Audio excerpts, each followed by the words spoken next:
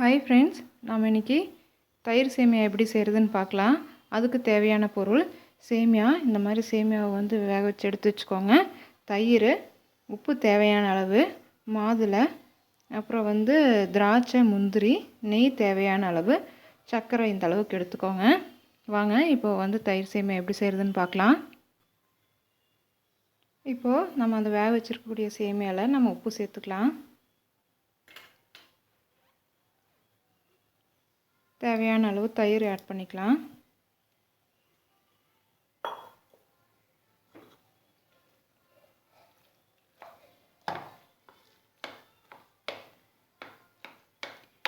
சேமியா வேக வச்சு நல்லா ஆற வச்சுக்கோங்க.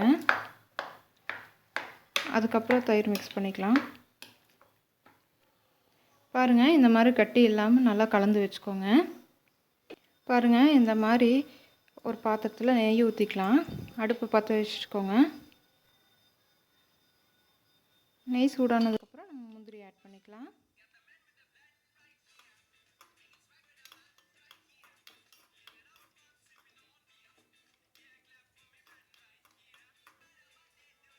இதுக்குள்ளே நம்ம திராட்சையை ஆட் பண்ணிக்கலாம்.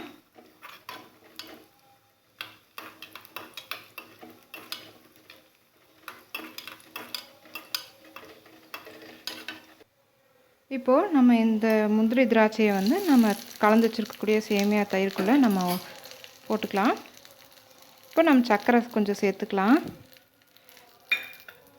அதுக்குள்ளேயே நம்ம மாதுளையும் சேர்த்துக்கலாம்.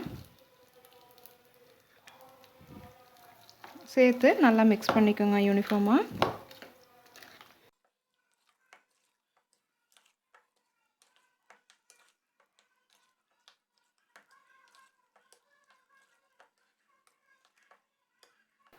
பாருங்கள், நம்ம தயிர் சேமியா இப்போ ரெடி ஆகிடுச்சு.